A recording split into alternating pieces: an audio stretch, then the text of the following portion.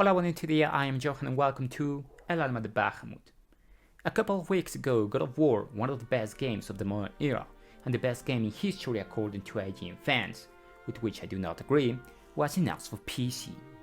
God of War joins Horizon Zero Dawn, Days Gone, and Uncharted 4 as those great Sony exclusives that are exclusive no more and now part of the PC gaming. And I want to share my thoughts about it, and I can summarize it in one single phrase. Welcome, God of War. In fact, welcome to all games, on all platforms. Why on earth should we complain about having more options at our disposal? It would be stupid to do so.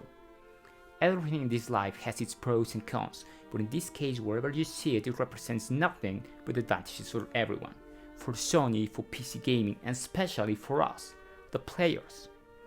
It is well known that Sony and Microsoft don't get great revenues from the sale of consoles, but they still make money. The real business is in the sale of accessories, services, and of course games. On the console. That's what I don't believe Microsoft when they say that they don't care if we buy the Xbox or not. That what they really want is for us to be in their ecosystem. Microsoft was forced to change their strategy because they realized that in the game of consoles they couldn't compete against Sony. But of course they want you to buy their console. The presence of the brand and control of the market is something that every single company desires and cannot deny. Still, as far as console sales are concerned, I don't think it will be affected, nor the image of the company for releasing its great exclusives on PC. If Microsoft released Halo Infinite on PlayStation, or if Sony released God of War on Game Pass, it wouldn't be well received, and I think the community would not accept it. I would accept and respect it, but personally, I wouldn't like it. There would be nothing wrong with it, and although I'm against console wars, I like the exclusivity of games. Because nowadays it's the only thing that differentiates a PlayStation from an Xbox. For 2 generations I've been saying, if we dismantle a 360, we will find a PS3 inside, and if we dismantle a PS4, inside we will find an Xbox One. It's an exaggeration, I know, but I'm trying to make a point. They are too similar, and I do want them to be different. If not, what's the point of choosing between one or the other? But PC is neutral territory. If tomorrow Nintendo announced that Breath of the Wild is coming to PC, gamers would lose their minds. But we know that's not happening, because unlike Sony and Microsoft, Nintendo does really good business selling consoles.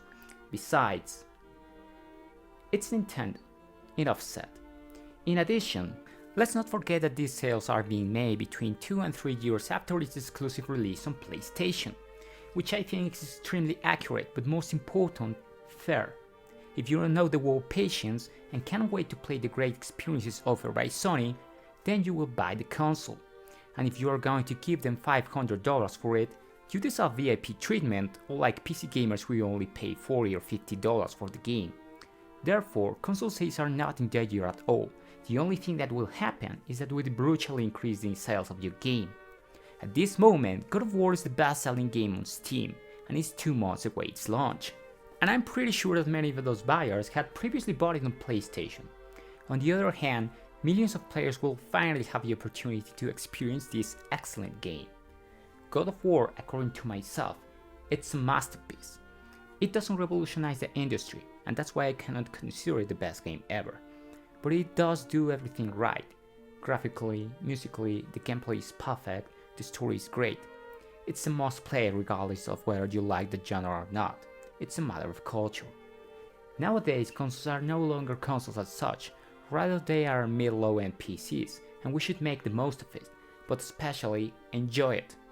Those times of the Super NES on the Genesis or the N64 on the PlayStation, where one's library had nothing to do with the other except for a few games, are left behind.